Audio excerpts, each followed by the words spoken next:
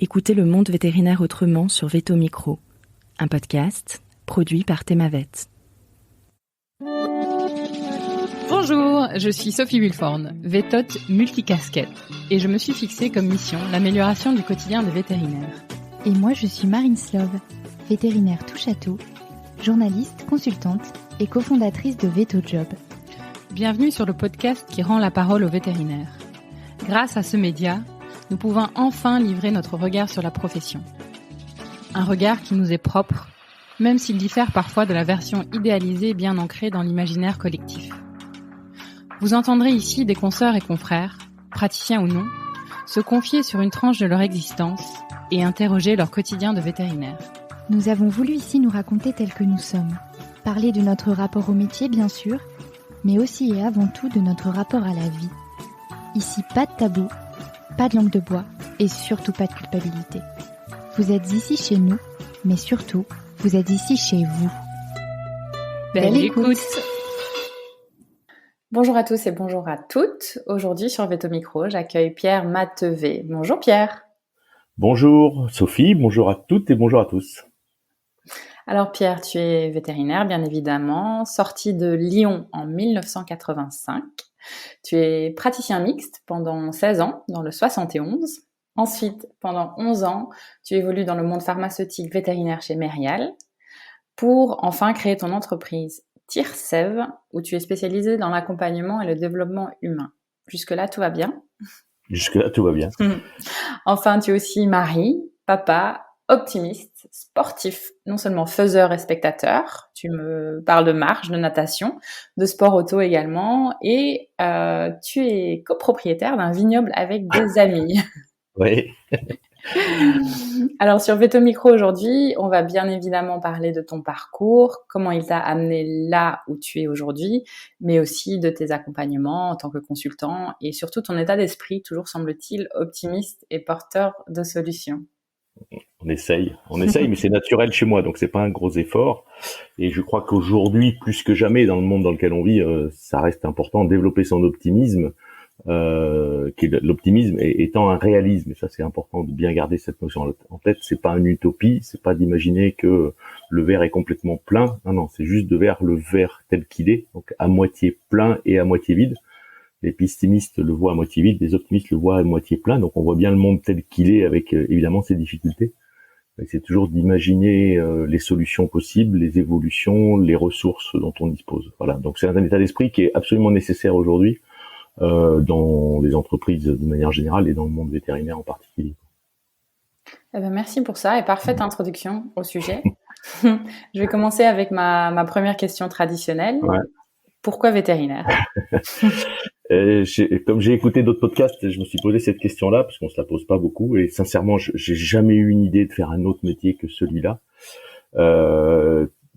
D'aussi loin que je puisse me rappeler, alors maintenant ça fait quand même des dizaines d'années, mais j'ai toujours dit à mes parents, je serais ou paysan ou vétérinaire à la campagne. Voilà, ça a toujours été ça. Alors bien sûr, ils m'ont plutôt poussé à être vétérinaire à la campagne, parce qu'on n'est pas du tout, je ne suis pas du tout venu du monde de la campagne et des campagnes françaises.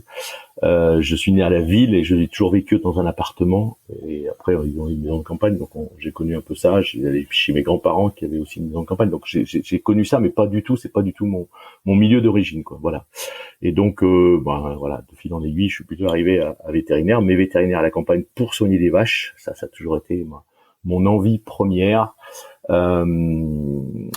J'ai réalisé mon rêve d'enfant. Je crois que c'est des choses qui sont extrêmement importantes. Et donc, je voulais soigner des vaches à la campagne. J'ai soigné pendant, effectivement, comme tu l'as dit, 17 ans des vaches à la campagne. Ça me manque encore un peu aujourd'hui. Évidemment que le contact avec les bovins, c'est quelque chose qui est toujours un peu viscéral chez moi. Alors, pourquoi je saurais vraiment pas l'exprimer de manière très claire. Et comme me disent mes sœurs, j'ai parfois un peu ma mère, elle dit, tu nous as embêté toute ta jeunesse pour soigner des vaches et maintenant tu t'occupes plutôt des humains, parfois dans les villes. Et donc, il y a comme quoi il y a des évolutions qu'on n'imagine pas du tout. Et on peut même pas dire le premier vétérinaire d'une longue lignée, parce que je pense que tes enfants ne sont pas vétérinaires. Ah non, ma femme est vétérinaire, donc voilà, je baigne dedans à titre professionnel et personnel, et puis vraiment, je suis passionné par ce monde-là, très très honnêtement et très sincèrement.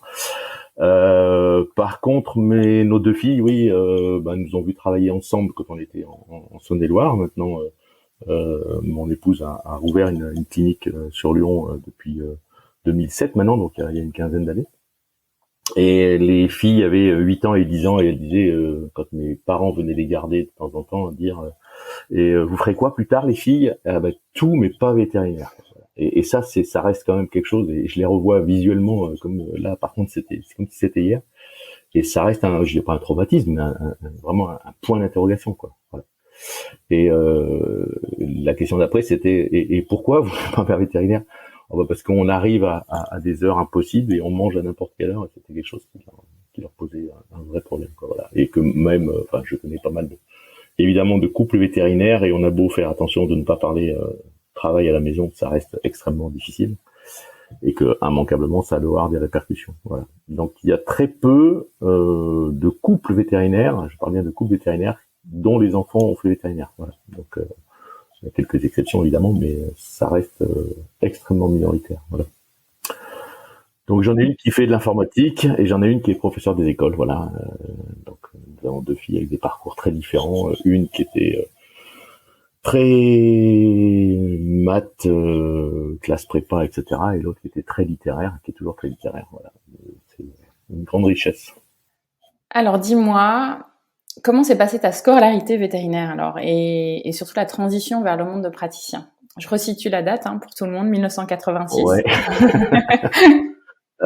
85 même, parce que 85. Oui. Ouais, tout à fait, ouais. Bon, et les années, elles comptent plus, peut-être numériquement parlant à cette époque-là. Non, ça fait partie des choses où, voilà, je vais régulièrement dans les écoles vétérinaires. Il y a eu une époque où les étudiants étaient nés à l'époque où je suis sorti de l'école. Et puis progressivement, c'est de plus en plus loin. Donc aujourd'hui, ça fait toujours assez froid dans le dos quand les étudiants à l'école vétérinaire, ils sont nés une vingtaine d'années après que je sois sorti de l'école. Ça interroge, mais voilà, je l'accepte. On fait ça avec plaisir. Les années d'école, on a vécu des années extraordinaires. Voilà, ça reste des souvenirs fabuleux. Des copains qui sont toujours des copains de base, qui sont les parrains des enfants, ou on est les parrains de leurs enfants. Donc c'est une époque fabuleuse, qui était trop courte, mais on n'avait que 4 ans, donc il fallait vraiment en profiter au maximum. Voilà, on a fait énormément de choses très agréables, mais on a toujours le sentiment de ne pas en avoir fait assez encore. Bon voilà, donc ce parcours-là, il était absolument génial. On parlait tout à l'heure. Alors, les gens qui me connaissent bien, ils vont rigoler. Je fais beaucoup plus de sport en chambre aujourd'hui à la télé que physiquement, d'accord. Ça a été pas vrai du tout dans mon enfance. J'ai fait beaucoup de foot quand j'étais beaucoup plus jeune. Et à l'école, voilà, c'est là où j'ai découvert et j'ai mis en œuvre le rallye automobile, qui reste aussi une passion énorme, quoi. Voilà, avec la fondation d'une association au niveau de l'école vétérinaire, le Rallye Turbo Club, voilà, et on faisait des rallyes avec un copain veto qui était pilote, et moi j'étais copilote, voilà, donc ça reste entre autres, c'est pas quelqu'un de la promo, et donc il y a ces personnes-là qu'on a croisées, et certains peut-être se revivront ces moments-là. Certains sont assez connus dans la profession vétérinaire aujourd'hui. Donc ça reste effectivement des moments extraordinaires. Et puis bien sûr, ce que je disais tout à l'heure, les vrais copains de promo, les vrais piliers, on sait qu'on peut compter dessus dans les difficultés et inversement, quoi. D'accord, donc une transition plutôt agréable et douce, on va dire, vers le monde de praticien, de belles expériences de vie. Alors le monde de praticien après, oui, parce qu'on a fait beaucoup de remplacements à cette époque-là. Il y avait pas de convention collective, il n'y avait pas beaucoup de contraintes au niveau ordinal. Donc on a démarré des remplacements, des semaines de prophylaxie très tôt dans nos études. Bon, je crois qu'il y a prescription maintenant, on peut le dire, mais je crois que quand on rencontre des vétos, quand on voit les compétences des jeunes générations, et on en reparlera forcément, et en même temps, évidemment, leur manque de confiance en eux. Nous, on était vraiment dans l'excès inverse, où on n'avait pas tellement de peur et on avait très peu de compétences. évidemment que les pressions des clients n'étaient pas du tout les mêmes, mais voilà, on a démarré très tôt une vie professionnelle en même temps que l'école, donc ça s'enchaîne assez facilement et c'est un peu tout mélangé entre les deux. Il n'y a pas vraiment de grand bain quand on se lance dans la vie professionnelle, c'est qu'il y avait toutes ces périodes-là où on a fait un peu les deux en même temps. Et après, moi, je suis arrivé donc en Saône-et-Loire, surtout par rapport à un travail de thèse où j'avais une partie expérimentale à faire, enfin expérimentale niveau thèse, hein, donc ça reste très vétérinaire, c'était quand même très léger.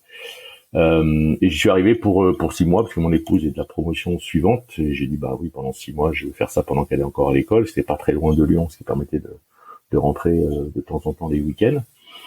Et puis voilà, j'y suis allé pour 6 mois et puis il y avait de la place pour 2 et puis on y restait un petit peu et puis je me suis associé 4 ans plus tard et j'y suis resté donc pas loin de 17 ans quoi. Voilà. Et avec avec des choses qui sont enfin des personnes qui restent des mentors et je crois que ça c'est avec du recul qu'on voit dans le parcours et on en parlera voilà des gens qui ont finalement complètement éclairé ce parcours sans qu'on s'en rende forcément compte au départ, et qui sont véritablement des mentors et qui font que le parcours il se dessine grâce à eux, à travers eux. Et je suis arrivé dans une clientèle où il y avait des vétos qui sont devenus mes associés après extraordinaires, quoi. Voilà. Et ça fait partie de ces rencontres dont on n'a pas forcément conscience, hein, puisque même si j'ai navigué dans un certain nombre de clientèles.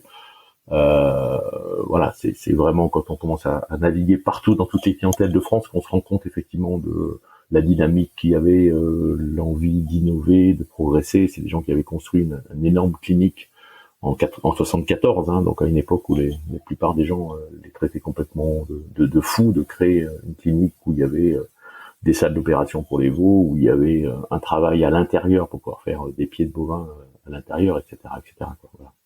Quels apprentissages alors pour toi pendant toute cette période ? Je dirais pratiquement tout. Ils m'ont tout appris. J'ai beaucoup été accompagné par eux. Il y avait une structure où il y avait nécessairement 2 vétérinaires en permanence à la clinique qui restaient là toute la journée. Pas pour faire la canine parce qu'à cette époque-là il y en avait pas, mais je dirais il y avait beaucoup de soins aux veaux. On avait pratiquement, c'était eux qui avaient formaté ça, hein, la moitié des veaux qui étaient soignés directement à la clinique où il y avait des tables pour pouvoir les perfuser, éventuellement les hospitaliser. Il y avait toute la partie chirurgie qui était assez importante en hiver.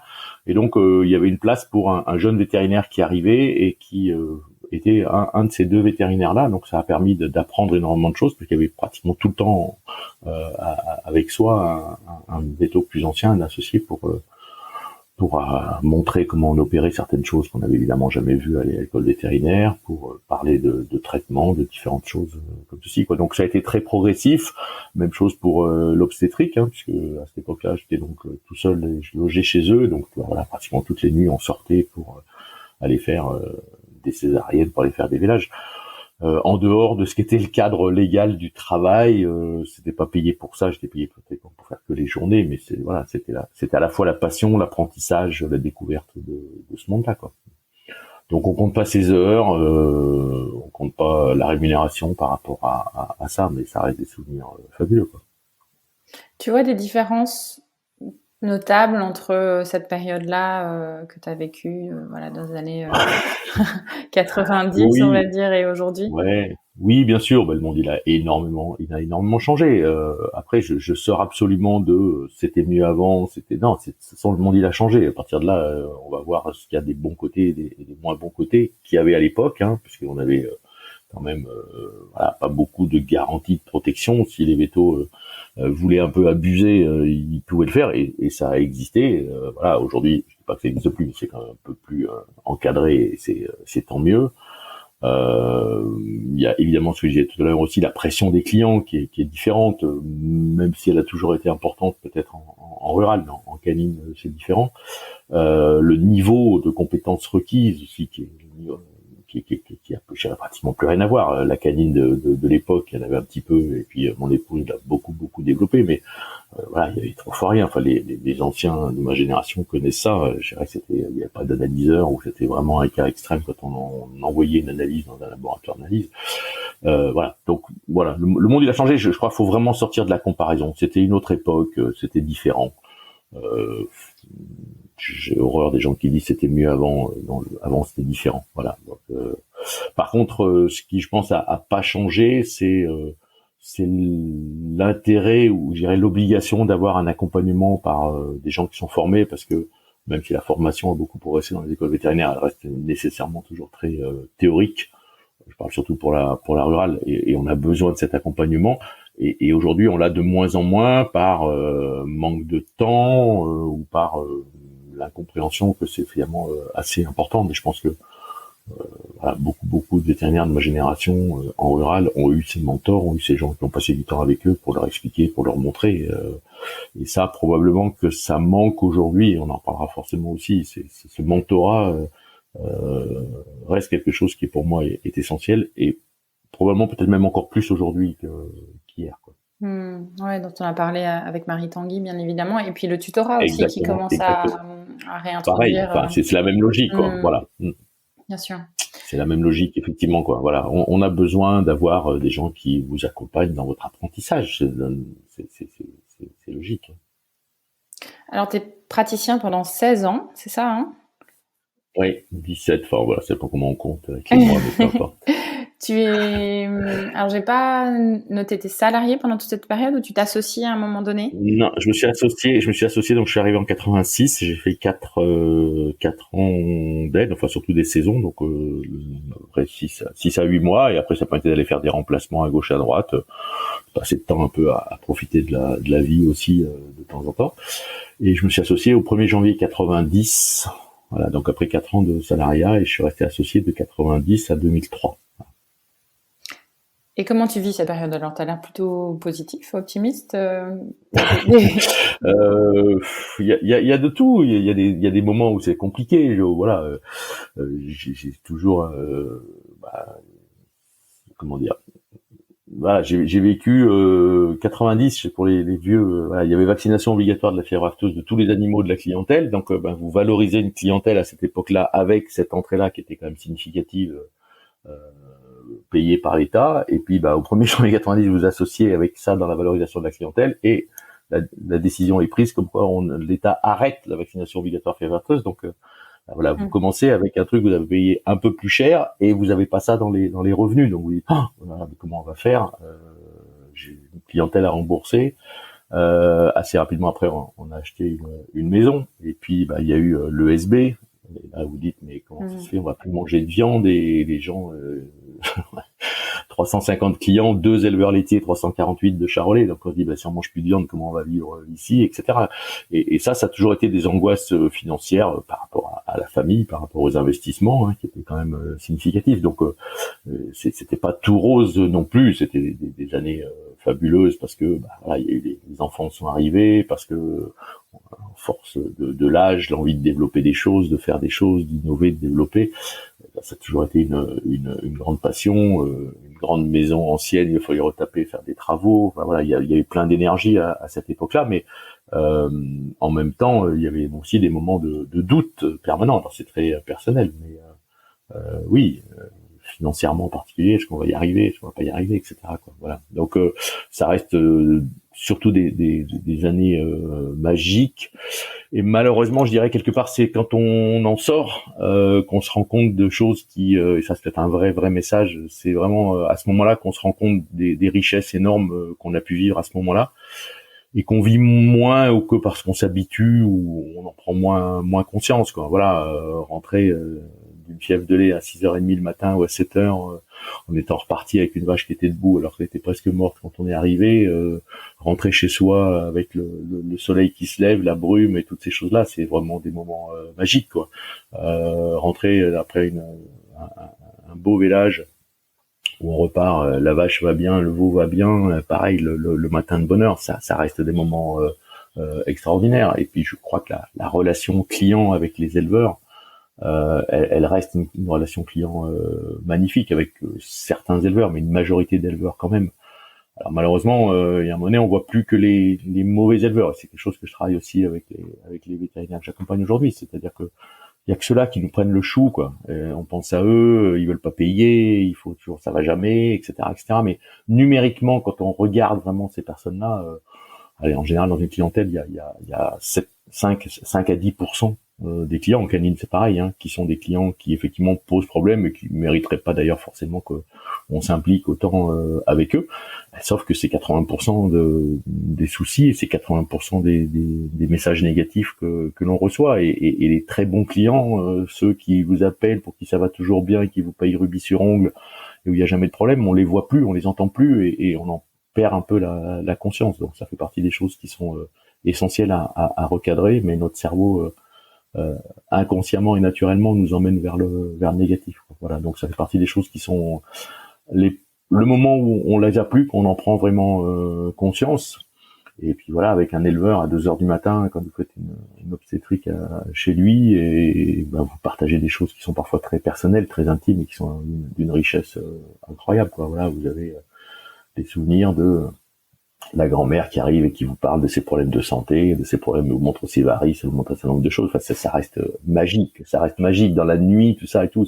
C'est des moments incroyables, quoi. Voilà. Et je garde bien ces moments-là en tête, avec là aussi encore une fois de plus, hein, toutes les difficultés que ça a. J'ai un énorme respect pour des vétos qui ont mon âge aujourd'hui et qui continuent à faire de l'obstétrique, le réveil, le téléphone qui sonne et pas le réveil à 2 heures du matin. Voilà, c'est bien sûr que c'est compliqué, c'est difficile, mais ça reste des métiers passion et malheureusement on voit un peu moins la passion au bout d'un moment, alors qu'elle est physiquement toujours là, quoi. Je me permets de poser une petite question, on va dire parallèle à ce que tu viens de dire. Tu parles un peu de ce ratio négatif-positif qu'on sait, hein, que le cerveau s'approprie plus le négatif que le positif. Tu penses qu'il est exacerbé aujourd'hui, que ce ratio-là, il est encore plus creusé, qu'on a vraiment tendance à plus se focaliser sur le négatif qu'avant? Oui, parce que malheureusement on vit dans un monde de peur. Alors voilà, on vient de traverser des années, la Covid, on a la guerre, les futures crises, etc., etc. Et c'est un sujet que je développe beaucoup aujourd'hui sur la problématique de la confiance, puisque la confiance c'est l'antidote de la peur. Donc plus il y a de la peur, moins il y a de la confiance. Confiance dans l'avenir, confiance dans la vie, confiance dans les individus. Et donc ces peurs-là, elles sont aujourd'hui de plus en plus importantes, à la fois probablement dans leur impact et surtout ce qui est le plus dramatique, c'est que je dirais que les médias et les médias d'information continue ont très bien compris que c'était quelque chose qui nous intéressait au niveau de notre cerveau. Ce que j'appelle moi, j'ai rien spécifiquement contre eux, mais le syndrome BFM TV, quoi. C'est-à-dire en fait on vous envoie que du négatif, que des choses qui sont des catastrophes, que les endroits où on vous montre voilà, les épidémies, peut-être le nouveau variant, avec des hypothèses qui sont lancées, qui sont toujours des hypothèses négatives, et les attentats et les catastrophes naturelles, et les images des ouragans. Alors oui, ça existe, évidemment que ça existe. Mais il y a tellement de choses positives qui sont faites aujourd'hui, et qu'il est important de travailler notre cerveau pour lui montrer aussi tout ce côté positif. Mais notre cerveau étant attiré, parce que c'est son mode de fonctionnement, hein, c'est le mode survie, donc j'ai besoin en permanence d'être en éveil par rapport à tout ce qui pourrait m'arriver. Et aujourd'hui, on a évidemment énormément de peurs qui nous sont projetées, parce que les médias ont très bien compris que c'était un business super intéressant et super important pour elles, et que oui, effectivement, aujourd'hui, il y a moins de confiance que ce qu'il pouvait y avoir à cette époque-là, ou moins d'insouciance peut-être qu'il y avait à cette époque-là, quoi. Voilà. Bon, la bonne nouvelle, c'est que ça se travaille. Oui, ça se travaille. Oui, ça se travaille. Il faut juste reprendre la main sur son cerveau, et c'est, je dirais, notre cerveau, il travaille à 90% dans l'inconscient. Et voilà, on parle beaucoup de développement personnel, qui est un mot que j'aime, enfin une expression que j'aime pas beaucoup. Pour moi, c'est de l'expansion de conscience, quoi. C'est-à-dire en fait, c'est de prendre conscience des choses, mais vraiment, et de pas laisser notre cerveau travailler en autonomie, à imaginer ce qu'il a envie d'imaginer, à faire des suppositions sans arrêt, ou à se laisser effectivement partir dans quelque chose de négatif, quoi. Et ça demande un effort, hein, on est bien d'accord, et c'est pas tout le temps, et moi non plus, hein, ça m'arrive aussi d'avoir des grandes peurs qui sont évidemment injustifiées, comme 90% des peurs, hein, mais toujours est-il que il faut arriver à en prendre conscience pour contrecarrer ça, quoi. Voilà. Ok. Alors, je retourne sur ton parcours après notre petite aparté.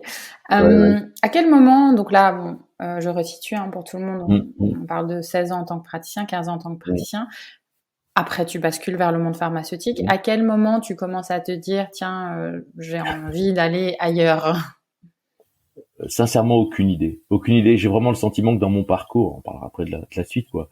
Moi, il n'y a pas eu de rupture. C'est toujours des évolutions. C'est le goût de découvrir des choses nouvelles. C'est le fait que la routine, ça a vite, à un moment donné, pour moi, ça a une énorme limite, quoi. J'ai un peu le sentiment de m'ennuyer quand ça devient routinier. Alors, oui, 2 clients sont jamais les mêmes, 2 césariennes sont jamais les mêmes, 2 pathologies de groupe ne sont jamais les mêmes, mais en même temps, c'est quand même toujours un petit peu pareil. Et donc, en fait, voilà, une fois de plus, hein, c'était mes associés qui avaient lancé ça avant que j'arrive. Donc moi, j'ai récupéré un système qui fonctionnait comme ça. On a fait beaucoup de dossiers d'AMM, de chez terrain, donc beaucoup de contacts avec des gens de la R&D, beaucoup de réflexions sur qu'est-ce qu'il fallait développer pour un laboratoire pharmaceutique, en particulier. En même temps, j'ai été président de GTV. Voilà, l'œuvre collective me passionne toujours. S'intéresser à mes consoeurs et mes confrères, c'était quelque chose qui me tenait à cœur. Et donc tout ça, ça a été un enchaînement sur, je sais pas, peut-être de 98 à 2003. Et jamais, sincèrement, on est là pour parler vrai, j'ai imaginé que ça pourrait m'emmener ailleurs, quoi. Voilà.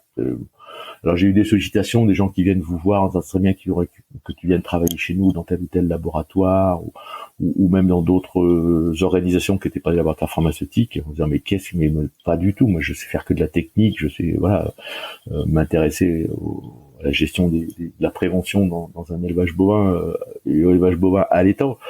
Donc j'ai pas du tout ces compétences-là et j'ai pas du tout cette aspiration-là particulièrement. Et puis petit à petit, vous dites non 1 fois, 2 fois, 3 fois, et puis en même temps, pour moi c'est une espèce de balance qui bascule tout doucement, quoi. Voilà, un peu d'insatisfaction avec certains clients qui prennent un peu plus d'importance. Après, très clairement, il y a eu mon mentor dans mes associés que je ne savais pas qui était mon mentor, mais qui a pris sa retraite. Et donc on s'est retrouvé à 4 associés avec 2 plus anciens, qui étaient ceux qui étaient pratiquement les plus moteurs quand moi je suis arrivé, parce qu'ils avaient 40-45 ans à cette époque-là, qui se retrouvaient à 55-57 ans et qui évidemment avaient un peu moins d'énergie, d'envie et de continuer à mettre en place des nouvelles choses. Moi j'arrivais, j'avais 40 à ce moment-là, 40-45 ans. Et une des questions, c'est de se dire, mais moi, qu'est-ce qui me prouve que je serai pas comme eux dans 10 ans, quoi. Aujourd'hui, j'ai envie de faire plein de choses, mais en fait, eux, ils avaient cette même envie. Et aujourd'hui, ils l'ont plus. Et moi, d'imaginer que j'arrivais à 55, 57 ans et de me dire, j'ai encore 6-7 ans à travailler en tirant un peu les pieds, en prenant moins de plaisir.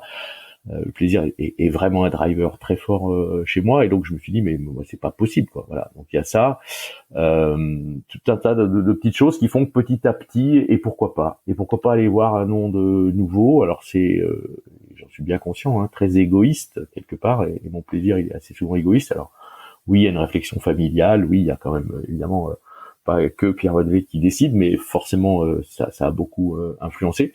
Et puis petit à petit, voilà, la balance bascule progressivement. Mais vraiment, il n'y a pas de date, il n'y a pas de rupture. Je reste, je revois mes anciens associés, je suis pas fâché avec eux, au contraire. Je vois des clients ou des anciens clients qui étaient des amis à cette époque-là, qui restent des amis.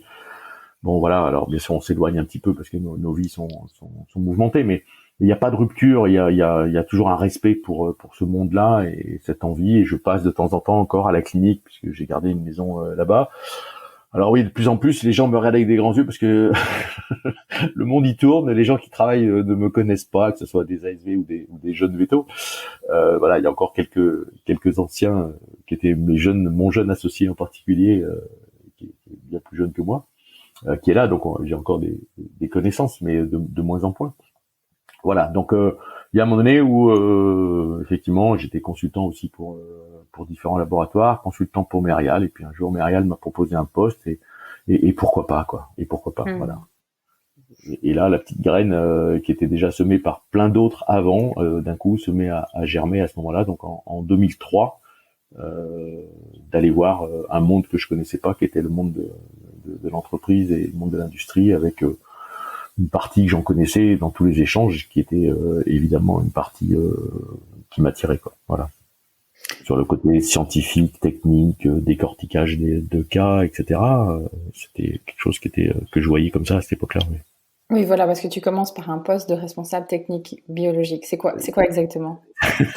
En fait, c'est exactement la continuité de ce que je faisais beaucoup en clientèle, c'est-à-dire en fait, c'est de responsable de la gamme vaccin pour les bovins sur la France entière, et donc on est en support technique pour les confrères, les consoeurs et les confrères. Voilà, là, on retombe sur de la technique pure et dure, les transferts colostraux, comment ça se fait qu'on a mis en place une vaccination contre les diarrhées de veau et qu'on n'a pas le résultat escompté, est-ce que ça vient du vaccin, est-ce que ça vient de la conduite d'élevage, c'est toujours un melting pot et qu'il faut arriver un peu à faire avancer, une espèce de méthodologie pour comprendre et décortiquer ce qui se passe dans l'élevage. Donc voilà, je dirais c'était vraiment le support technique des vaccins, les problèmes de pharmacovigilance qui peuvent arriver, et donc tous les vaccins bovins à l'époque chez Marial, mais qui était vraiment pour moi la continuité de ce que je faisais en clientèle. Je le faisais pour mes consoeurs et mes confrères qui étaient parfois en difficulté par rapport à des éleveurs. Alors ça demande pas mal de déplacements, ce sont des choses qu'on gère par téléphone, mais il y a beaucoup de déplacements sur la France entière. Aller en élevage, et c'était toujours un plaisir d'aller avec eux en élevage pour essayer de comprendre ce qui se passait, quoi. Voilà. Donc c'était vraiment une continuité. Il y a pas de rupture dans tout ce parcours-là, quoi. Ok, donc responsable technique biologique, et ensuite tu passes directeur de BU ruminant, et c'est un gros pas, non, ce changement? Oui, voilà. Donc oui, tout à fait. Le changement, il s'est fait peut-être beaucoup plus à ce moment-là que le fait de rentrer dans le monde de l'industrie pharmaceutique, quoi. Voilà, un jeudi soir. Mon patron de la BU ruminant à laquelle j'appartenais à l'époque me dit tiens, ce soir on va dîner ensemble. Je dis ouais, très bien. Il m'explique qu'effectivement il y a une restructuration en cours, alors qu'elle était un peu encore dans les cartons secrètes, etc. Lui allait prendre la direction France, et il me dit écoute, je souhaiterais que ce soit qu'il prenne la direction, me remplace, prenne la direction de la BU ruminant. Alors il y avait que ruminant pendant un certain temps, l'équine est venue quelques années après. Enfin assez rapidement, 2 ou 3 ans après. Et j'ai dit mais moi je ne sais faire que de la technique, je sais m'intéresser aux problématiques des bovins, j'ai aucune compétence business particulière, etc. Et il me dit mais si, tu verras, tu te débrouilleras. Et j'étais le dernier arrivé dans l'équipe, donc c'était compliqué de se dire voilà, je suis le petit dernier et finalement on va me confier des responsabilités. Il me dit tu réfléchis ce soir et tu me donnes ta réponse demain. Et voilà, ça s'est passé exactement comme ça. Alors j'ai été extrêmement fort dans la négociation, c'est que j'ai dit écoute, tu me donnes au moins jusqu'à lundi, donc j'ai négocié 3 jours de plus pour réfléchir, pour en parler bien sûr en famille, parce que c'était un peu compliqué. Aussi à des personnes en interne chez Merial pour voir comment elles vivraient ça, ou elles pourraient penser ça. Et puis lundi j'ai dit ok. Et voilà, ça a été un moment, mais qui a duré quand même des années, très compliqué, quoi. Bien sûr très compliqué, parce que on touche à ce moment-là des choses que l'on ne connaît absolument pas. Piloter des budgets, voilà, la cohésion d'équipe, la motivation des gens avec qui on travaille, comment on prend des décisions tout seul de temps en temps avec d'autres. Et puis bien sûr il y avait la force de vente et les commerciaux. Comment petit à petit, alors qu'ils me voyaient vraiment comme un appui avant, parce que quand il y a un problème, c'est eux qui sont en première ligne, et puis ils appellent le support technique, et le support technique il est là pour les aider à gérer le problème avec le client. Mais à un moment donné, on passe patron, ça change forcément la donne. Comme on peut voir ça dans les cliniques vétérinaires quand on est jeune véto avec les ASV, ça se passe bien, on est salariés, tous les deux sont salariés, et puis d'un coup, je m'associe, et là je passe de nouveau patron, et ça peut avoir des difficultés de positionnement. Et j'ai découvert la vente, j'ai découvert la relation client, j'ai découvert un peu plus près comment on gérait les clients, comment on faisait ce qu'on disait un peu tout à l'heure, la segmentation client. Enfin voilà, un monde mais complètement nouveau, et dans une période où en plus de ça, très rapidement ensuite, il y a eu la FCO qui est arrivée, hein, donc même chose, on a géré ça sans ressources supplémentaires, avec des pressions politiques énormes. Et des moments où vous passez des journées entières au boulot, des week-ends entiers au boulot, et où vous mettez aussi un peu votre famille dans la difficulté, parce que oui, je le cache pas, il y a des moments où on se dit j'aurais pas dû, quoi. Voilà, je regrette d'avoir pris ce poste-là. Bon voilà, et en même temps on avance, et en même temps on est aidé de temps en temps. Et quand ce que je dis, ça a été le plongeoir de de 10 mètres et on vous pousse et puis on vient voir de temps en temps si vous êtes capable de remonter de temps en temps à la surface ou pas. Mais chaque fois que vous avez géré 4 dossiers, il y en a 8 qui arrivent et que vous avez le sentiment de temps en temps de ne pas pouvoir faire face, quoi. Donc des moments très compliqués, d'autant plus que tout le monde était arrivé sur Lyon, puisqu'en fait très schématiquement l'aîné était entre 2003 et 2005, où donc c'est arrivé ce changement direction BU, c'est arrivé en novembre 2005. Tout le monde était resté sur Martigny, donc en Saône-et-Loire à l'époque, puisque tout le monde a dit si tu voyages sur la France entière toute la semaine en permanence, ça n'a pas beaucoup d'intérêt qu'on y aille. Et l'aîné était au niveau de la rentrée en quatrième. Donc quatrième, troisième, il y avait un collège. Après, par contre, il n'y avait pas de lycée, donc on avait décidé de voir un peu ce que ça donnait. Et donc de 2003 à 2005, moi j'étais sur Lyon, surtout en vadrouille sur la France entière, et ma femme et les 2 filles étaient restées à Martigny. Et en 2005, c'était juste l'âge à laquelle, à partir du moment où il n'y avait pas de lycée, tout le monde est venu sur Lyon, pensant que moi j'aurais un peu plus peut-être d'expérience dans le poste, mieux gérer peut-être mon emploi du temps, etc. Et là, ça a été effectivement l'explosion inverse. Ouais. Tu te fais accompagner pendant cette période? Alors, ça faisait partie du parcours, hein, donc je dirais que c'était effectivement aussi une époque où j'ai découvert que c'était que le coaching, qui était un gros mot que j'ignorais complètement. Quand on vous dit tu seras coaché pour t'aider, mais moi au contraire, je vais perdre encore 1h30 tous les 15 jours avec quelqu'un ou 2 heures avec quelqu'un, mais j'ai déjà pas assez de temps dans une journée, mais qu'est-ce que je vais aller faire avec ces personnes-là, etc., etc. Et là, petit à petit, ces gens-là vous font réfléchir, vous font découvrir des ressources nouvelles, vous font comprendre, prendre conscience d'un certain nombre de choses, vous donner effectivement des facultés que vous avez, mais vous les font découvrir, voir un peu quelque part la légitimité que vous pouvez avoir par rapport à ça, les difficultés. Enfin voilà, ça a été une découverte complète. Et donc j'ai été accompagné comme ça plusieurs fois. Alors peut-être parce que j'étais en difficulté, je crois que ça faisait vraiment partie du parcours d'accompagnement de gens qui prenaient le management en main. Je me suis retrouvé là avec 32 personnes assez rapidement à gérer, dont des personnes qui m'avaient vu arriver dans l'entreprise, hein, donc c'est pas simple, avec les commerciaux, avec des gens où eux, ils ont une façon de fonctionner qui est très différente, qui est fabuleuse et que je respecte énormément parce que je les ai découverts donc de près, directeurs régionaux, commerciaux. Mais vous n'avez pas intérêt à faire beaucoup d'erreurs dans le management. Quand vous fixez des objectifs, vous avez intérêt à ce que ça soit très clair, parce que la moindre interstice va être utilisée contre vous.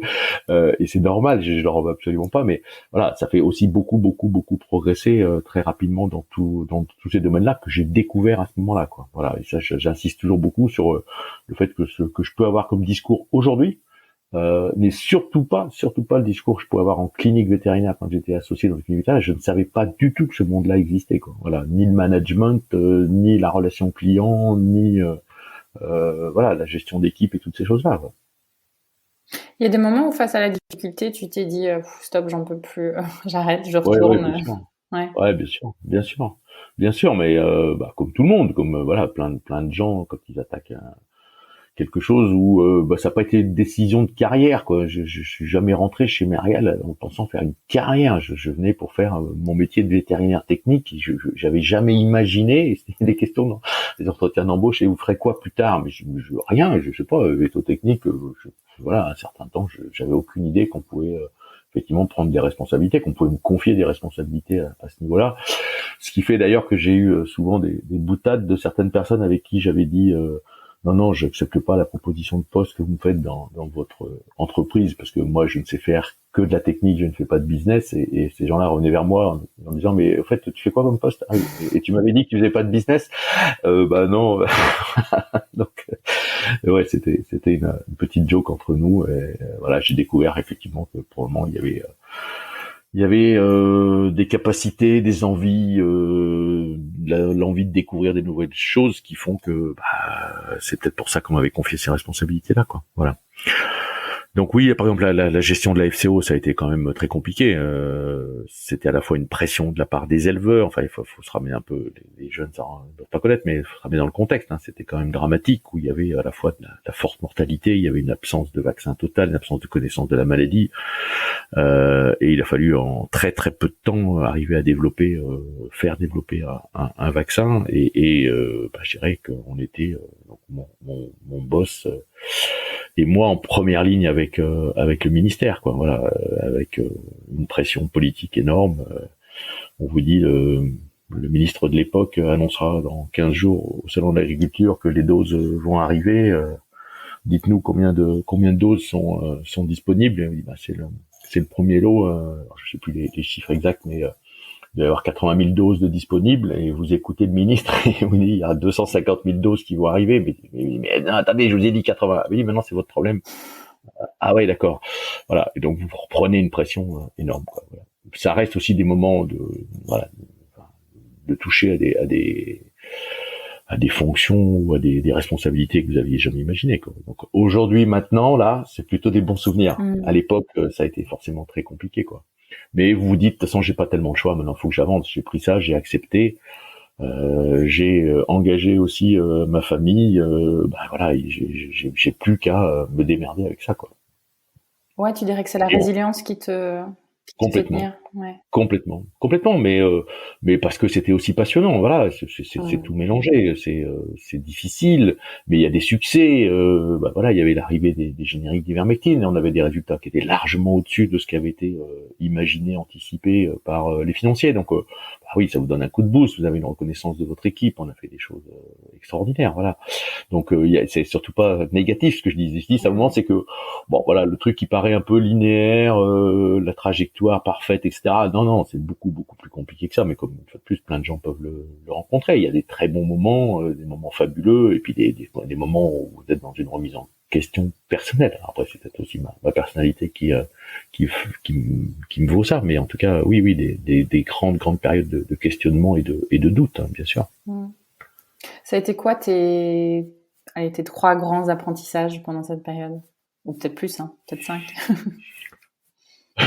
Je dirais les deux majeurs, c'est effectivement le coaching, la connaissance de soi. Voilà. On descend profondément en soi et on se découvre et on comprend comment on fonctionne. Voilà. Et c'est évidemment des choses qui m'ont amené à faire ce que je fais aujourd'hui. Et la deuxième, c'est que faut comprendre l'autre, quoi. Voilà. Et ça fait partie aussi de la suite de mon parcours, et qu'en fait tout seul je fais pas grand chose, quoi. Je travaille toujours en collaboration avec des gens, soit dans l'équipe, soit avec des clients, soit avec des fournisseurs. Enfin, tout seul, personne ne vit absolument tout seul dans une vie personnelle, mais également dans une professionnelle. Et donc j'ai besoin en permanence de comprendre ce qui se passe dans la tête de l'autre, quoi. Voilà. Et ces deux apprentissages là, alors sont quasiment sans fin, mais sont des choses magique. Comment, à un moment donné, quelqu'un qui est en difficulté dans son poste, et donc vous êtes manager, comment vous essayez de comprendre ce qui se passe chez lui, comment on peut l'aider, qu'est-ce qu'on peut lui apporter, comment collectivement on peut mettre des choses en place. Voilà, ça reste effectivement la découverte du management, mais il est quasiment impossible de faire du management sans faire un tout petit peu de travail sur soi, ouais. Donc ça, c'est les deux grands apprentissages. Après, oui, bien sûr, il y a la relation client. Je disais la vente, comme quoi la vente n'est pas un gros mot. En tant que veto, j'entends ça encore tous les jours. Mais moi, tu viens me parler de business. Moi, je suis pas commercial, je suis technique. Mais c'est deux axes complètement différents. On peut très bien être technique et être un peu plus dans la relation client et s'intéresser davantage aux clients. Et probablement qu'il y a aussi beaucoup d'insatisfaction chez les vétos de tout âge, mais peut-être chez les jeunes en particulier. Cette insatisfaction vis-à-vis du client, cette absence de reconnaissance perçue. Et probablement que si on travaille ça de manière un petit peu différente, on verrait évidemment les choses différemment et il y aurait moins d'insatisfaction parce que on est assez centré sur soi, pas assez centré sur l'autre. Donc ça fait partie des choses que j'ai vraiment découvertes à cette époque-là et puis qui m'animent encore aujourd'hui, quoi. Parce que ça devrait être en tout cas une source de plaisir, quoi. Voilà.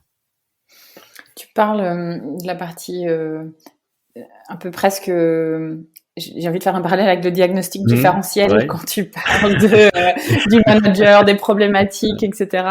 Est-ce que c'est ça aussi qui t'emmène vers... parce qu'après, le directeur de BU Ruminant-Equin, tu deviens directeur de la logistique et distribution, qui est encore quelque chose de très différent. Ouais. Ça, c'est... Ouais.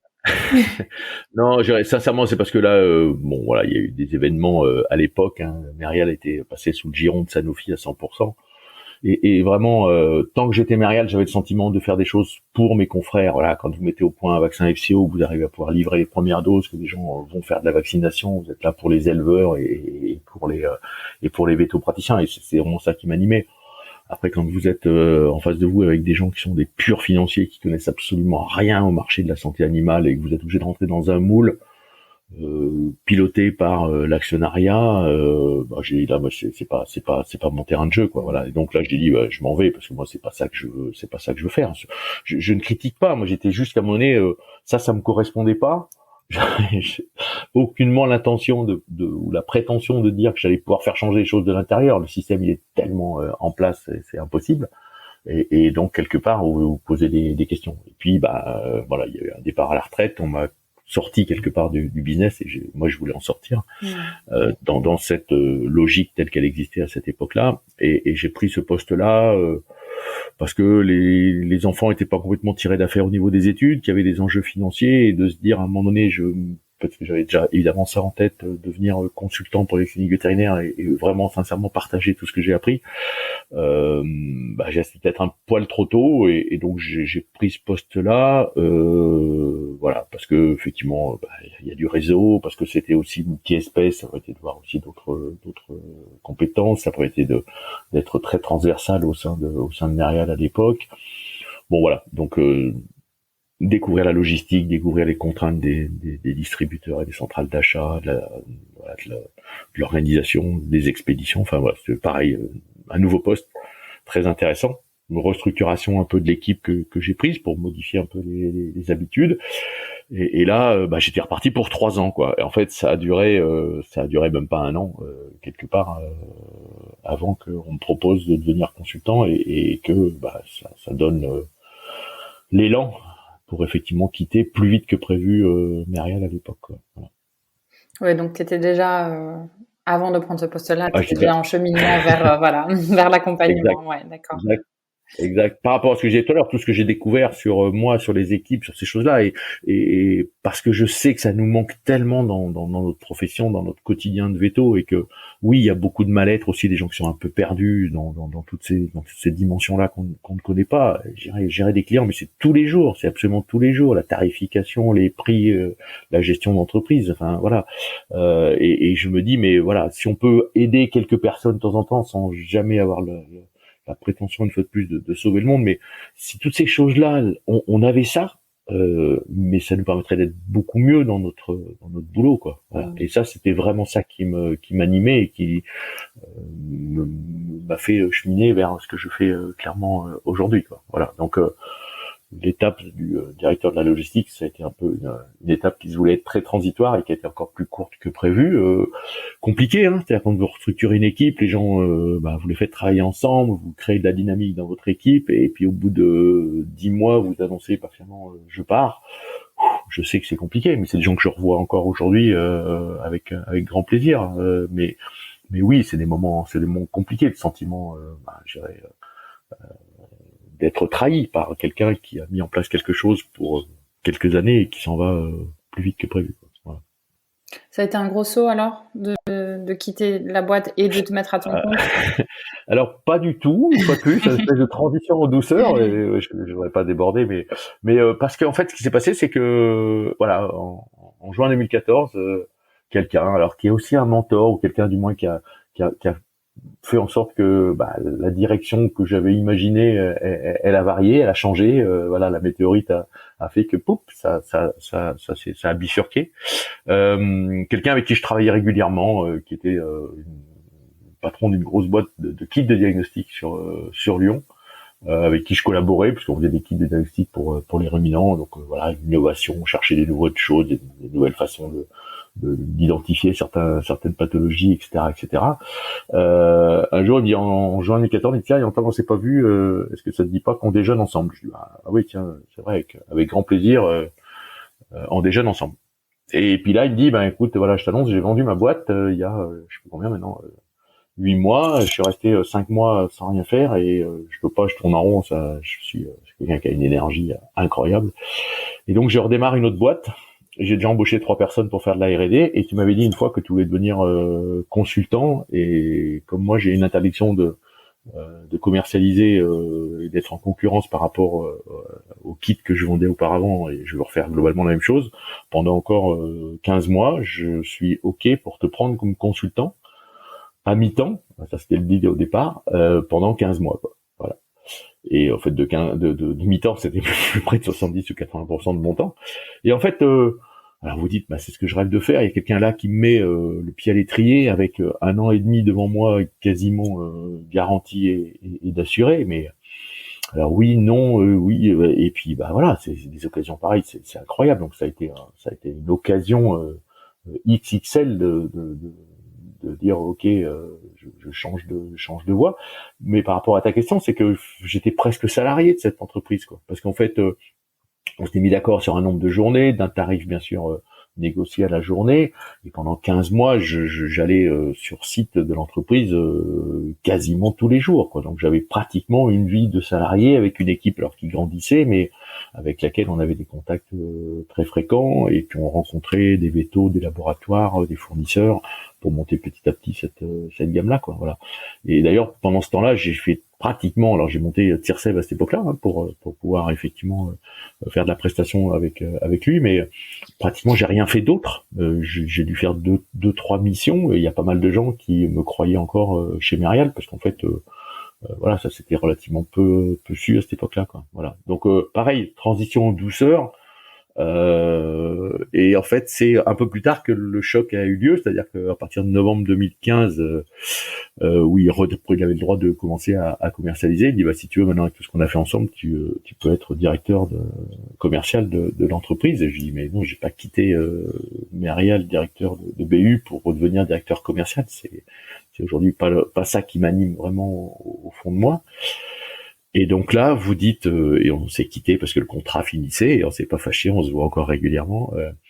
Et là, vous dites à un moment donné, comme en 2005 chez Merial, le changement, il a été plutôt à ce moment-là, quoi. Et là, vous perdez volontairement votre client qui pèse 90% de votre temps, 90% de votre chiffre d'affaires. Et donc en décembre 2015, là vous dites alors la semaine prochaine j'ai rien, la semaine suivante j'ai rien, et puis là j'ai rien, et là, évidemment vous reprenez de la peur, vous dites mais est-ce que j'ai fait le bon choix, comment ça se passe, etc., quoi. Voilà. Et là vous vous sentez obligé de prospecter, d'aller chercher, d'informer les gens déjà que vous avez quitté Merial, que vous êtes à la recherche d'autre chose. L'idée à cette époque-là, c'était de continuer à se former et de devenir coach certifié, mais finalement, ça a redémarré plus vite que prévu, et donc ça, j'ai jamais eu cette option-là de devenir coach. Pour ça, je suis très très vigilant, je suis très respectueux pour connaître pas mal de coachs certifiés. Aujourd'hui, tout le monde est coach, hein, des coachs mindset, des coachs sportifs, des coachs de vie, des coachs masseurs, enfin voilà. Alors que le coaching, vraiment le titre de coach correspond à énormément de compétences et d'expérience que j'ai pas ce diplôme-là, et donc je suis toujours très respectueux. Je n'utilise pas ce terme-là par respect pour toutes ces personnes-là qui ont énormément de compétences. Alors j'ai travaillé avec un ami, une fois de plus, un mentor coach, lui il est coach certifié. Qui m'a emmené, qui m'a montré, avec qui j'ai beaucoup discuté, avec qui je me suis formé aussi. Vraiment, on a beaucoup échangé. Voilà, c'est des gens qui sont énormes pour moi dans mon processus de vie, parce que ils ont infléchi la trajectoire qui n'était pas du tout celle que j'avais imaginée au départ de vétérinaire de campagne, quoi. Voilà. Comment tu te décris toi alors? Moi, je suis plutôt un accompagnant. Voilà, je suis là pour aider essentiellement les vétérinaires, les ASV. Et c'est important parce que je suis pas là. Dans une grande partie de mon activité dans les cliniques, c'est effectivement la posture de coach. C'est-à-dire en fait, c'est vraiment de savoir qu'est-ce que veulent faire ces personnes-là, quoi. Je crois beaucoup plus à l'énergie liée à l'envie qu'à l'énergie qui puisse être imposée de l'extérieur. Lorsqu'on travaille une vision d'entreprise, qu'est-ce que vous associez à 4 ou à 5, vous rêvez d'avoir comme entreprise dans 4 ans ou dans 5 ans, c'est pas de savoir ce que Pierre Madvé pense de l'environnement, machin, ça n'a aucun intérêt, parce que ça serait presque trop facile de venir en disant faut faire ci, faut faire ça, faut développer l'ostéopathie, faut machin, etc. Mais d'abord, s'il y a personne qui a envie de le faire, personne ne le fera, ils auront bien raison. Et puis, je dirais, c'est trop facile de poser quatre mots ou 4 directions sur un PowerPoint et puis de laisser les gens se débrouiller avec ça.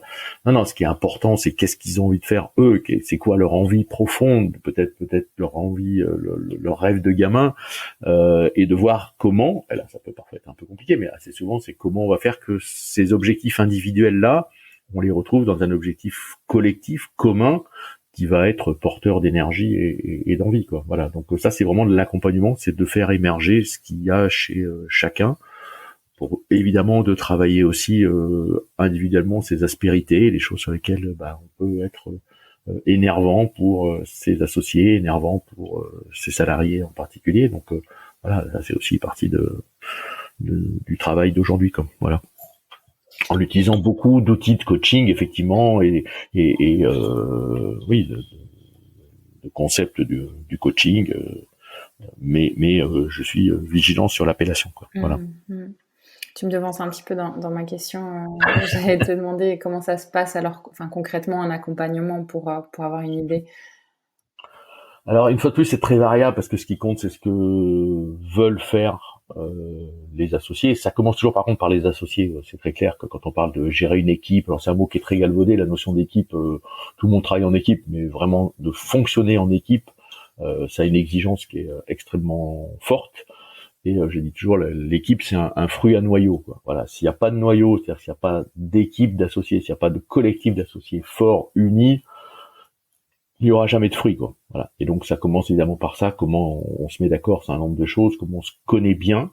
Et quand je dis se connaître, c'est se connaître soi en tant que personne, en tant qu'individu. Alors nous, Veto, on a été dans le mental pendant toute notre scolarité, et tout ce qu'on nous apprend, ça n'est que du mental, alors que dans la connaissance de soi et la connaissance de l'autre, c'est le ressenti qui est important, quoi. Voilà, donc il faut descendre de l'étage cerveau à l'étage trip, cœur, à cet endroit-là que ça se passe, et la relation interpersonnelle, elle se joue pour moi, en tout cas, dans ma croyance, à ce niveau-là, essentiellement, quoi. Voilà, donc on fait descendre des gens de leur réflexion excellente au niveau cérébral pour la ramener à une dimension qui est beaucoup plus l'humain, moi en tant qu'humain, quelles sont en fait mes croyances, quelles sont mes valeurs, qu'est-ce qui me pousse à avoir tel ou tel comportement, à ne pas comprendre le comportement de l'autre. Oui, mais si je veux comprendre ou je me dis que l'autre est différent de moi, il faut bien que je sache comment je suis, parce que sinon je sais jamais comment il est différent, en quoi il est vraiment différent, et après de pouvoir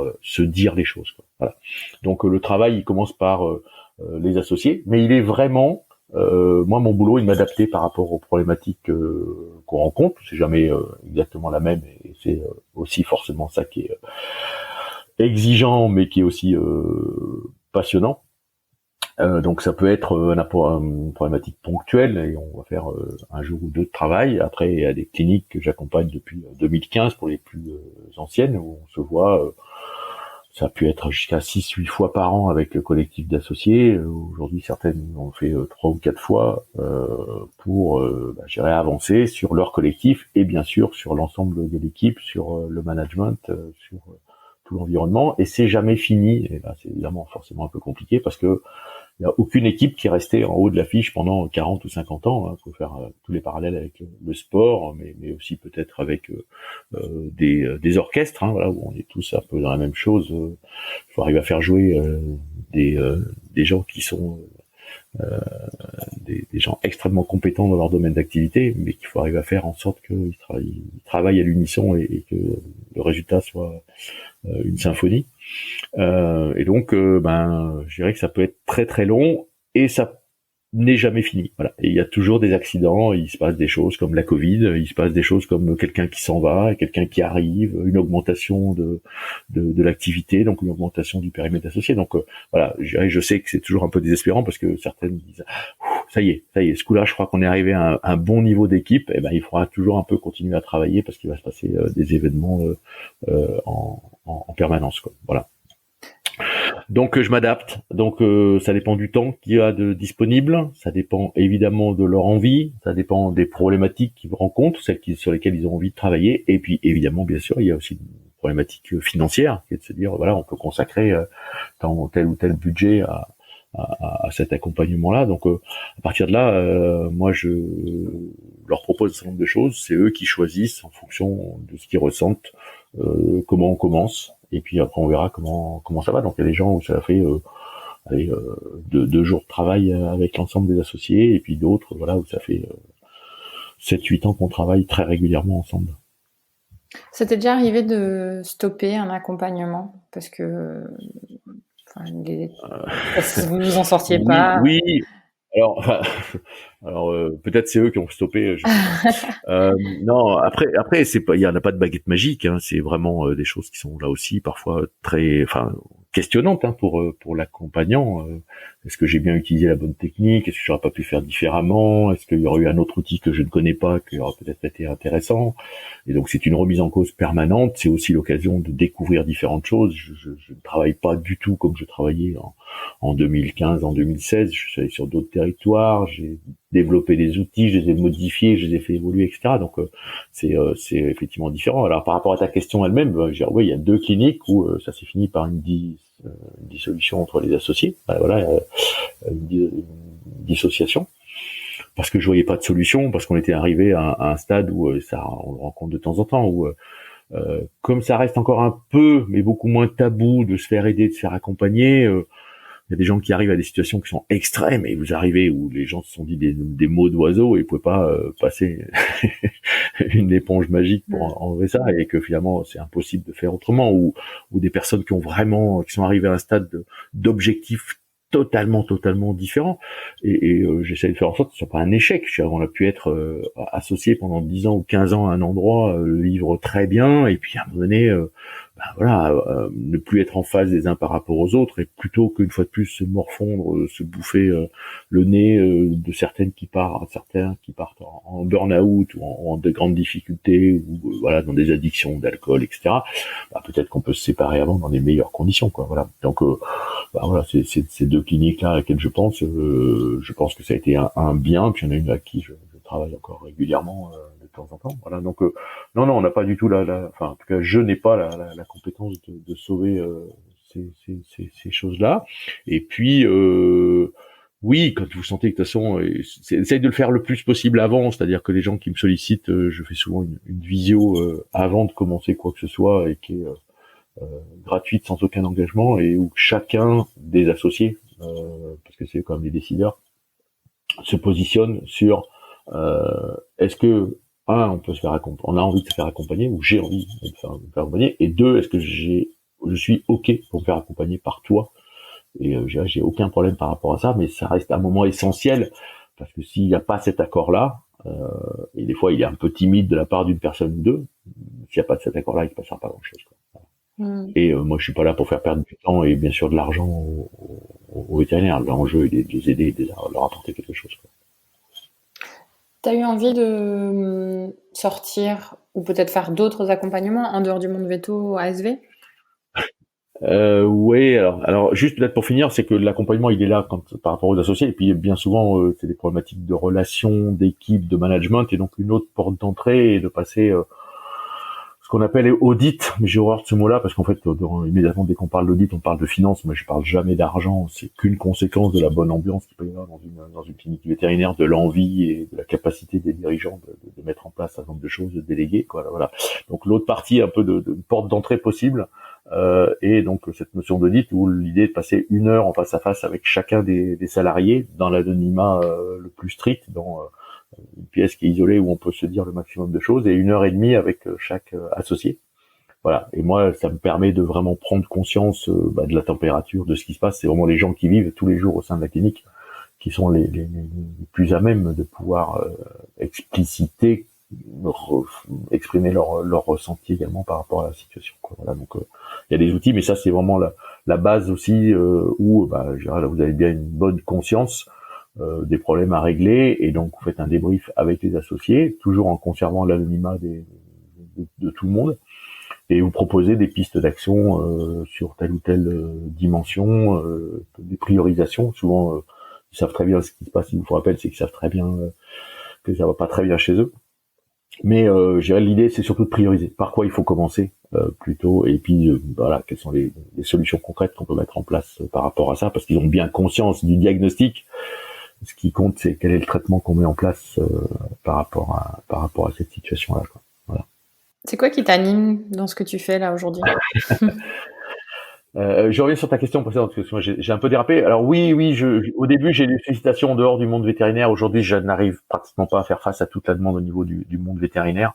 Donc aujourd'hui, je fais vraiment que de l'accompagnement de cliniques véto. J'ai une partie aussi effectivement de formation pour les vétérinaires sur le management, sur la relation en équipe, sur la gestion d'équipe, comment on peut s'y prendre, etc. Et puis des interventions aussi pour des industries pharmaceutiques en interne, bien souvent dans ces laboratoires-là, ou pour le compte de clients, mais ça c'est extrêmement rare. Et puis après j'ai une partie où j'accompagne des startups du monde vétérinaire dans la stratégie, le développement, la mise en réseau, etc. Voilà, donc ça les emplois du temps qui sont déjà bien chargés. Et ce qui est très intéressant pour moi dans le monde vétérinaire, c'est que on est passé très rapidement, en 10 ans, et je suis même dans les business plans que j'avais écrit quand j'ai créé ma société, pas anticiper que ça aille aussi vite, et j'en suis vraiment ravi. C'est qu'en fait il y a 10 ans ou même encore 15, les cliniques vétérinaires qui disaient faut qu'on se fasse aider par quelqu'un de l'extérieur, c'était quelque chose qui était un peu tabou, il fallait pas en parler, c'était un aveu de faiblesse, ça allait être mal vu, mal vécu, les autres cliniques allaient se foutre de nous, etc. Et aujourd'hui, en 10 ans ou 15 ans, j'ai même des clients qui l'ont mis sur leur petite annonce, quoi. Voilà, de recrutement de véto. Et donc aujourd'hui, on est à le revendiquer, quoi.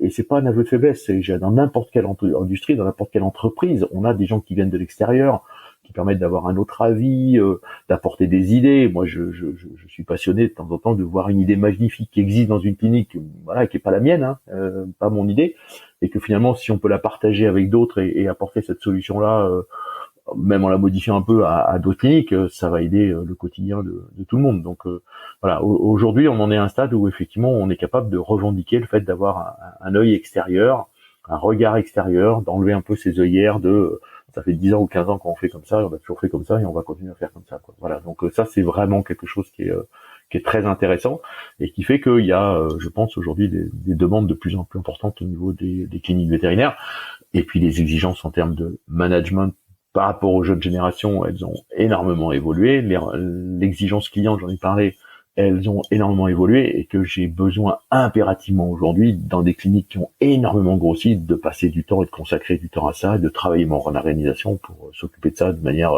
non plus annexe et accessoire, mais que ça devienne vraiment presque le point de départ du fonctionnement de la clinique, quoi.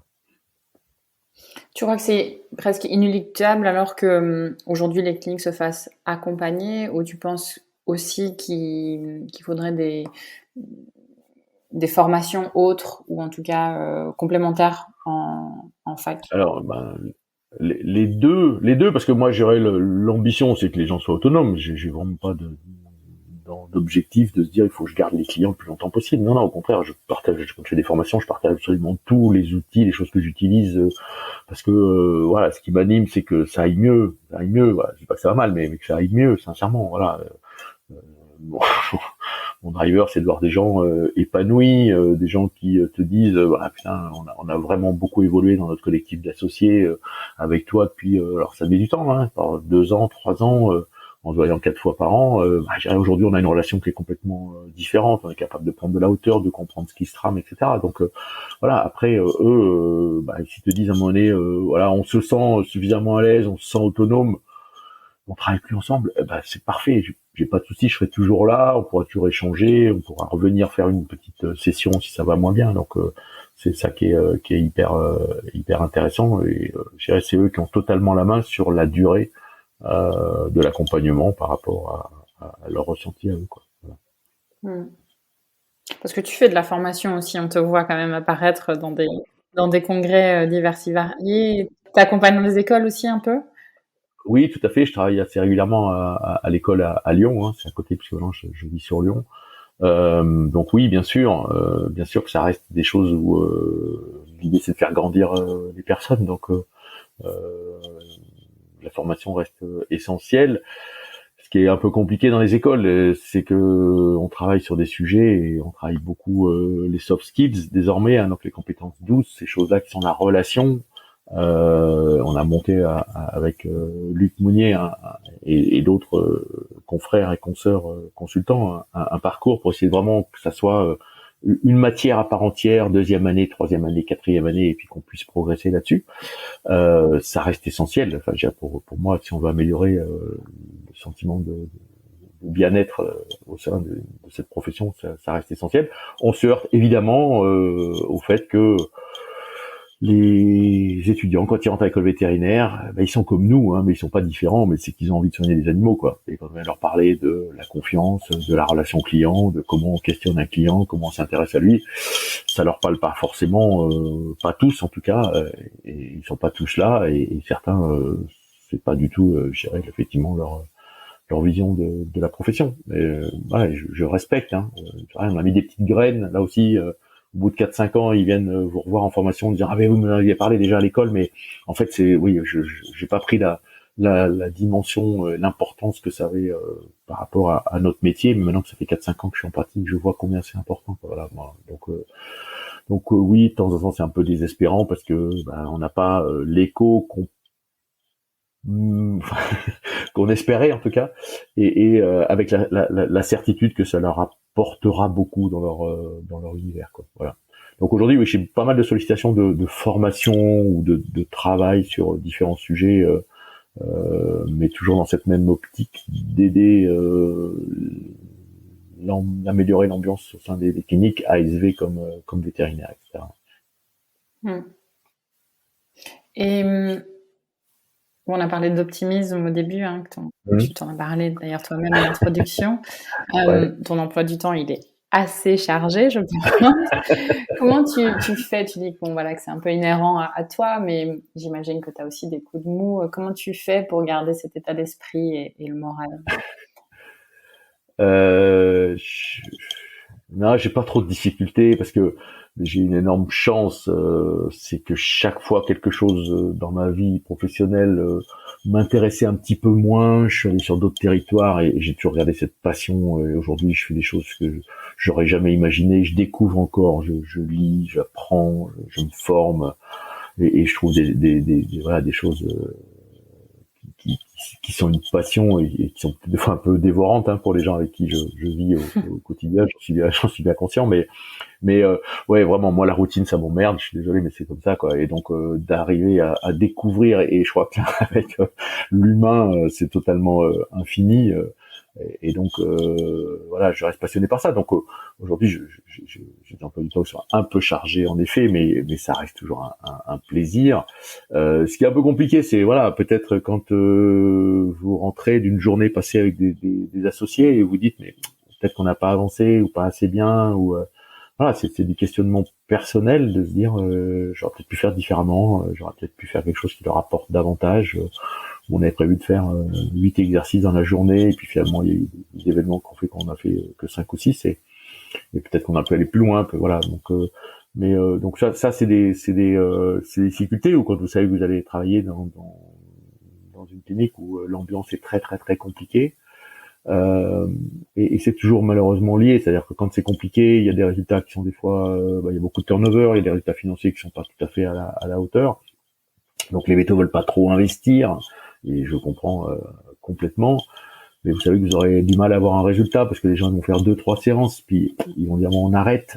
Oui, voilà, on dit, c'est pas moi qui le dis, mais on dit que l'accompagnement d'équipe, globalement, il faut une grossesse pour que ça fasse vraiment changer les choses, avec une journée par mois avec l'ensemble des associés, quoi. Voilà. Et donc, c'est-à-dire, il faut au moins 10 ou 11 séances pour commencer à avoir travaillé sur le collectif d'associés. Et c'est vrai que je vais avoir des journées déjà avec tous les associés, c'est compliqué, donc on s'adapte, hein, on travaille en soirée jusqu'à minuit, 1h du matin. Là, je vais partir tout à l'heure en clinique. On va travailler en soirée, voilà, parce que c'est le moment où les associés sont disponibles. Parfois c'est le samedi, parfois c'est samedi et dimanche. Alors j'essaie d'éviter quand même, parce que mais voilà, on s'adapte en permanence par rapport à ce que peuvent faire évidemment les associés et l'ensemble de l'équipe s'il y a besoin. Bon, voilà. Mais c'est pas, voilà, juste peut-être un peu d'angoisse quand on sait qu'on va dans une équipe où c'est très compliqué pour espérer arriver à faire améliorer la situation. Voilà. Et puis, j'ai de temps en temps un peu de déception personnelle par rapport à ce qui a été fait, mais je vis globalement très bien ce que je peux faire au quotidien, quoi. Alors, vu ton parcours et vu ce que tu viens de dire là, j'imagine que tu as encore d'autres projets dans le pipe qui viennent certainement se greffer à ce que tu es en train de faire. Est-ce que tu veux nous en parler? Je sais pas, t'as une idée derrière la tête? Bah écoute, je sais pas, à toi de me dire. Non, je dis que dans mon parcours, j'ai changé de vie, puis chaque fois ça s'est raccourci. Et donc là, j'arrive à un moment, il faudrait que je bascule. Non, l'idée folle, mais qui restera toujours forcément qu'un projet, ce serait de repartir en clientèle, sincèrement, parce que voilà, je dis ça avec vraiment plein d'humilité. Je sais que physiquement, je suis vieux, que ça serait compliqué, qu'il y a plein de connaissances que j'ai plus. Mais j'aurais vraiment un sentiment de boucler la boucle et que je ferais un métier dans la relation client qui serait complètement différent, quoi. Voilà, c'est ce que j'essaye de pousser à faire en accompagnant de temps en temps les vétos sur le terrain. Alors beaucoup plus sur la partie rurale que sur la partie canine, parce que je suis totalement incompétent en canine, mais ouais, ça serait magique, quoi. Voilà. Et le sentiment d'avoir bouclé la boucle et d'avoir fait ça et de pouvoir travailler des dimensions dont je parle, dont je suis convaincu, que je fais mettre en place, et donc j'ai quand même des retours par rapport à ça, mais de se dire c'est voilà, c'est mon idée, je l'emmène moi personnellement pour la mettre en place, ça serait top. Voilà. Donc c'est une idée folle, je crois que ça n'arrivera jamais, mais ça reste vraiment profondément mon rêve d'enfant est de le faire peut-être un petit peu différemment, quoi. Voilà. Alors les projets après, oui, peut-être ça que tu veux parler, c'est que je vais sortir un livre sur les problèmes de la confiance en soi, qui reste, qui est pour moi un enjeu majeur des jeunes générations aujourd'hui. Et ça n'est pas leur responsabilité, donc voilà, c'est très clair, c'est de la responsabilité collective. Je vais pas dévoiler le contenu, mais voilà, c'est la grande idée de se dire les jeunes, comme on entend malheureusement trop souvent, ils sont pénibles, ils ont pas de confiance en eux, et de la confiance en toi, mais crois en toi, etc. Et non, c'est de comprendre la mécanique qu'il y a derrière ça, et que voilà, si on n'a pas de confiance en soi, c'est qu'on n'a pas de confiance dans la bienveillance des autres. Voilà, le point de départ du manque de confiance en soi, ça vient du manque de confiance des autres. Chaque fois que je vais faire un truc, je vais me faire assassiner. Quand je vais faire quelque chose, je vais me faire massacrer, etc. Et c'est ça qui va créer cette difficulté-là. Et donc, si la problématique elle est collective, la réponse elle est collective, quoi. Voilà. Et la notion d'équipe devrait être en tout cas une réponse à l'amélioration de la confiance en soi des personnes qui sont concernées par ça, quoi. Voilà. Donc c'était un projet un peu fou, et puis voilà, cet été je l'ai emmené jusqu'au bout, donc le livre est à l'impression, et voilà, il sortira cet automne. Alors c'est pas un énorme bouquin, hein, ça se veut être assez pratique, assez vétérinaire, hein, donc ça s'appelle La carence de confiance en soi, parce que ce sont des carencés en confiance, c'est-à-dire qu'on peut progresser, et la carence elle est acquise, mais elle n'est pas définitive. Éthiopathogénie, diagnostic, traitement, parce que je ne sais faire que vétérinaire, c'est le seul diplôme que j'ai, et on va rester sur des choses qui sont alors peut-être pour certains concepts, pour comprendre ce qui se passe, mais surtout sur comment on améliore les choses, comment on met en place des traitements individuels, collectifs, avec des exercices aussi très personnels. Voilà, donc ça c'est le projet de l'année 2022, et qui va arriver au bout, et on aura une petite séance de dédicace, un petit teasing à la VAC à Marseille au début décembre. Voilà. Ah bah super teasing, on y sera. Et alors demain je sais pas, il y en aura un autre. Le problème chez moi, c'est pas les idées, c'est d'avoir du temps pour faire toutes les idées, les emmener au bout, quoi. Voilà. Donc ça c'était l'idée 2022, 2023, je sais pas. Après j'ai aujourd'hui Céline Poré, que sûrement beaucoup de gens connaissent, qui est la présidente d'Ergon aussi, dans laquelle je suis assez impliqué évidemment. Je dirais qui m'a rejoint aujourd'hui, et donc on a la possibilité de travailler à deux sur différents sujets, donc c'est toujours un enrichissement personnel. C'est peut-être la limite, ça fait penser à un petit clin d'œil, c'est que oui, je travaille tout seul, et que quand on a travaillé avec des équipes, il y a évidemment un manque. Alors oui, il y a plein de contacts tous les jours, tout le temps, avec plein de gens, dont Sophie, et merci, dont des clients, voilà. Mais le petit plaisir quand j'ai commencé, voilà, quand vous êtes en équipe, vous allez boire le café, et vous discutez avec 4-5 personnes qui sont dans les membres de votre équipe et on parle de tout et de rien et on parle des choses personnelles parce qu'il faut mettre les choses aussi personnelles sur la table. Il faut oser dire un peu des choses qui vont permettre à l'autre de mieux vous comprendre, quoi, voilà. Et quand je suis au bureau, je vais boire mon café, je suis tout seul, je bois mon café, je retourne au boulot. Voilà. Et ça, c'est un manque quelque part qui existe. Donc, voilà. Le travail en équipe, c'est aussi de pouvoir échanger, discuter, challenger ses idées, voilà. Et donc ça fera partie des choses qui seront, et je sais pas du tout sous quelle forme ça sera, mais qui seront peut-être dans les évolutions futures. Voilà. Bon, Céline, d'ailleurs, que vous pouvez retrouver sur je ne sais plus quel numéro d'épisode, mais le deuxième de mémoire peut-être, enfin ou deuxième ou troisième. En tout cas, ouais, tôt dans la lignée. Exact. Quel conseil tu donnerais aux jeunes vétos fraîchement sortis d'école en 1985? Je sais pas si je donnerais un conseil. Je dirais juste attends-toi à l'inattendu, quoi. Parce que jamais j'aurais imaginé ça. Et je lui dirais surtout n'aie pas peur, quoi. Voilà. Alors je sais que ça sert à rien de dire ça, mais en tout cas j'étais trop longtemps enfermé dans des peurs par rapport à une exigence. Je dirais qu'on a probablement tous eu dans cette génération-là, une exigence de réussite, de travail, d'arriver à faire des choses pour sa famille, de pouvoir se montrer, la réussite sociale est importante, etc. Donc ça, c'est tout notre formatage, alors qui est pas forcément valable chez tout le monde dans cette génération-là, mais qui est assez marqué au niveau de cette génération, quoi. Voilà. Donc ça vous oblige, ça vous contraint, ça vous fait pas dormir certaines nuits. Et qu'en fait la vie elle est merveilleuse, quoi. Voilà, il faut juste prendre le temps de regarder le côté positif des choses et il y en a toujours. Ça veut pas dire une fois de plus nier les difficultés, c'est pas le monde des bisounours, hein. C'est juste de regarder vraiment le monde tel qu'il est et de pas tel que notre cerveau nous le représente, quoi. Voilà. Attends-toi, il est attendu parce que tu vas faire des trucs que t'avais jamais imaginé que t'allais faire en faisant un diplôme de vétérinaire et en allant faire de la prophylaxie en troisième année à soigner des vaches, quoi. J'adore. Alors, on arrive tout doucement à la fin du podcast. Ouais. Est-ce qu'il y a quelque chose que tu aimerais rajouter avant qu'on clôture?